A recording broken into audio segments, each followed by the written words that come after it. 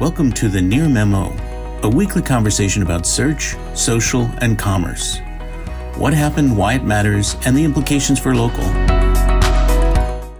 Okay, so now, Mike, you wanted to talk about some of the findings from our research and multi-click behavior in particular search sessions. So what's that about? As we've talked about the last few weeks, we've been doing search market opportunity reports looking at consumer behaviors on Google. And we've been seeing a number of unusual things that we've been reporting on. But one of them that I've thought of a lot over the past, this came up in a desktop survey that we did, I think of slightly more than 200 consumers looking.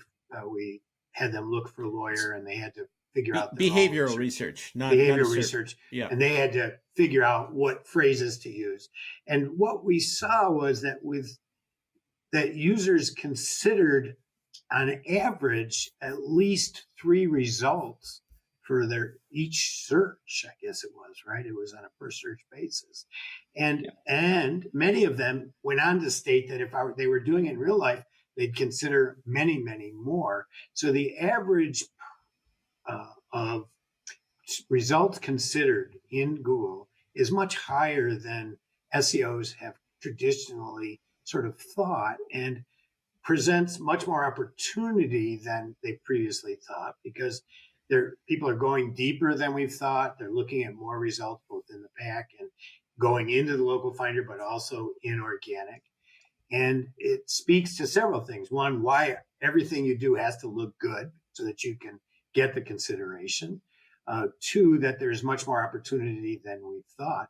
But I think it also even influences how we analyze keyword research, where it looks like a keyword doesn't generate a lot of results. But if users are exploring 3 or 4 or 5 results based on one keyword search, it means that the opportunity is bigger than SEOs have given credit for. And so we need to, in local particularly, develop techniques to understand when these low volume queries might actually result in higher volume activities.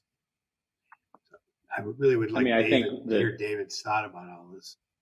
Yeah, I think for me, it's all of our research has been good news for the SEO industry. Not that we were necessarily trying to come to that conclusion, but as you said, Mike, in both GBP, pack and finder results, the depth of engagement down the finder, even past 10 and 15 listings for consumers looking for a compelling GBP profile with their minimum threshold of reviews and ratings, whatever those are. I want the best. That's what I want the best. We heard a lot of folks say, not enough reviews. I need 5 stars or nothing. That kind of stuff.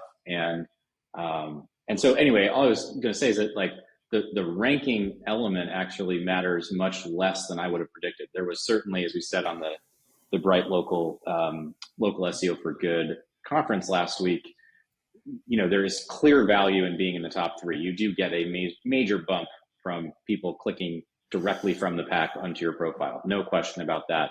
But it's really beyond that top 3. It's really just about getting in the game.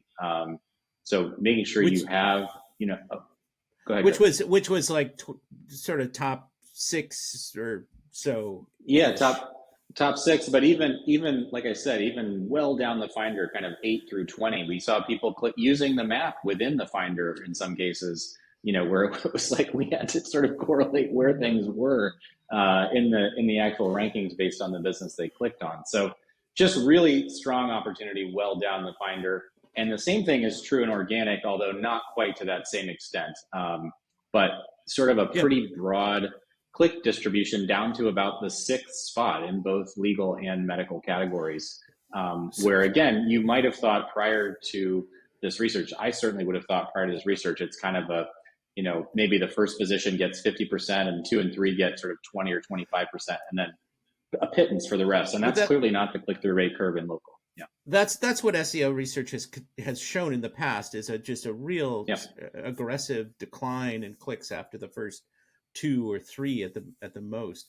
I want to emphasize something that you said, because, and I said this on the local SEO for Good session, because I think it might vary by category a little bit, and it might vary certainly by the competitiveness of the category.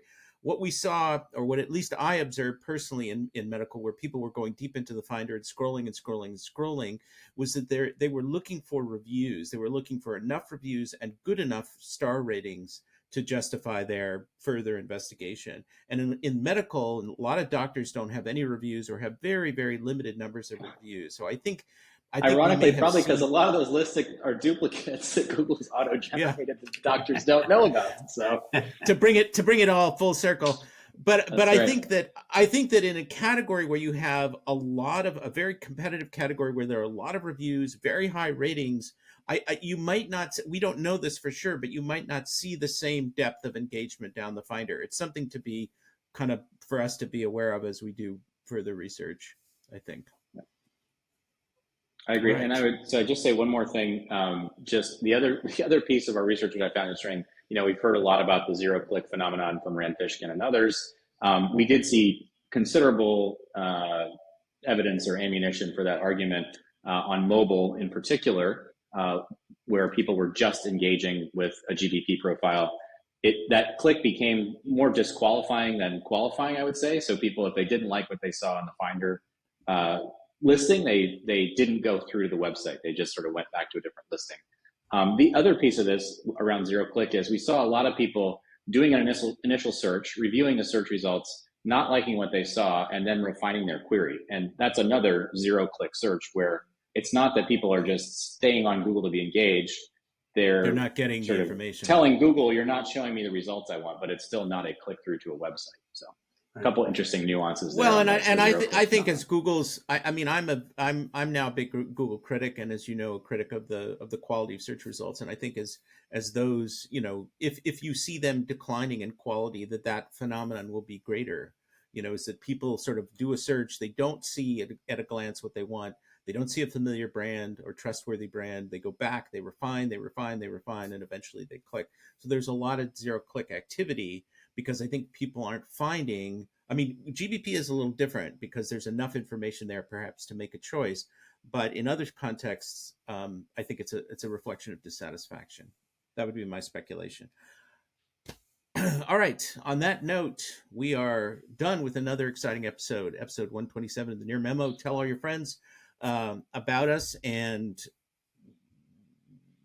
give us feedback. We don't get feedback anymore except through Gather Up, which is generally positive, but give us, tell us what you want to hear about. Tell us what you want us to talk about, what you want us to do research on.